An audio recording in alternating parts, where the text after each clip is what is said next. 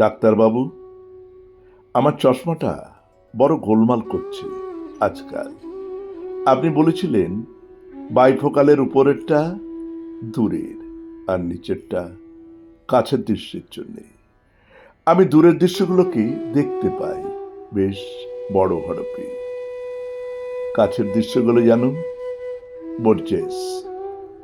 সেদিন উপরে ওঠার জন্য পা দিয়েছি এমন এক সিঁড়িতে যা নেমে গেছি আস্থা করে। আপনি তো জানেন বাতাসে কি অবস্থা আজকাল। বাতাসের ভিতরে ঢুকে পড়েছি কত রকমের কলকবজা, হাতুড়ি, পেরেক, আলপিন, কপ, থুতু, টকচা, বমি আর সাপের শীষ, কাপালিকের মন্ত্র।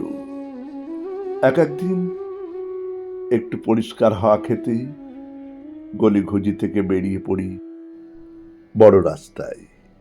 আর বড় রাস্তায় নামলেই নাক মুখ থেতলে গাছের দেয়ালে হোঁচট। অথচ আপনি তো জানেন কলকাতার মহির ওরা মরে গেছে সেই বাপ ঠাকুরদার আমলে। গির্জার চূড়োর মতো মহিমান্বিত সেই সব গাছ ঘন্টা বাজাত সকাল সন্ধে দুবেলা মানুষের জন্যে শুভদিন প্রার্থনা করি। ডাক্তারবাবু, দূরের দৃশ্যগুলোই বা এত স্পষ্ট দেখতে পাই কেন আজকাল? তাহলে সেদিনের ঘটনাটা বলি। কারা যেন গর্ত খুঁড়ে রেখে গেছে গড়িয়াহাটার মোড়ে, কার্বঙ্কলের ঘায়ের মতো। কি যে কৌতূহল হলো, ঝুঁকে পড়লুম। আর অমনি পড়তে পড়তে খুলে গেল হাজার বর্গমাইল সুড়ঙ্গ। ভিতরে বিস্তর সব মেশিনপত্র, যন্ত্রপাতি, স্টেনো, টাইপিস্ট, কম্পিউটার, ছুরি কাটারি আর সেই পুরনো কালের গিলোটিন। বাঘের চোখের মতো লাল আলো সাদা আলো জ্বলছে, নিভছে, নিভছে, জ্বলছে। একটা চৌকো মেশিন, অনেকটা গন্ডারের মতো। প্রশ্ন করল আর একটা গন্ডারকে, পৃথিবীর শেষ ভূমিকম্পটা হবে কোনখানে, এশিয়া না আফ্রিকায়?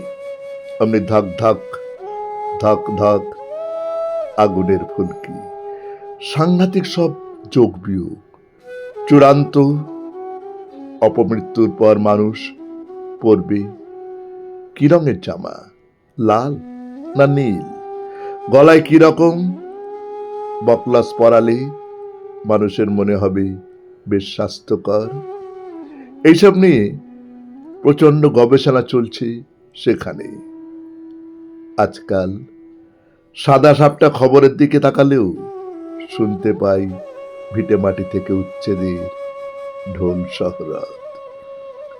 সামান্য দেশলাই কাঠি জ্বললে ছারখার জনপদের হাড় কঙ্কাল।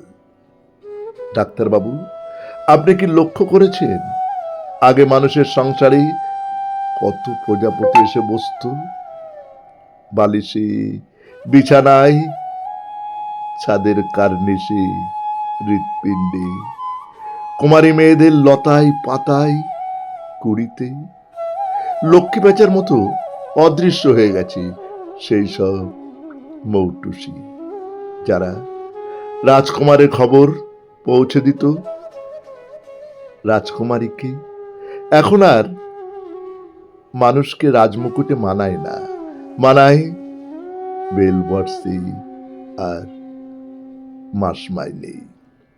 আগে এক এক দিনের আকাশ পাছা পেরিয়ে রমণী সেজি মানুষকে জাগাতো ঢেউ দিয়ে। এখন যেদিকে মানুষের মুখ, তার উল্টো দিকে উড়ে যাচ্ছে সমস্ত পাখি, জল এবং নৌকো।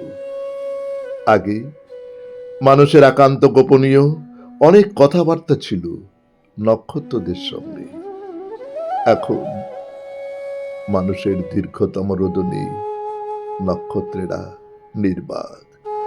গভীর শুশ্রূষা নামে কোনো ছায়া নেই, আর কোনোখানে নেই হাসপাতালে, নেই আম জাম নারকেলের বনে, নেই বৃষ্টি বাদলে, নেই সংবাদপত্রের পাঁচের পাতার সাতের কলমেও। ডাক্তারবাবু, সত্যি চশমাটা বড় গোলমাল করছে আজকাল।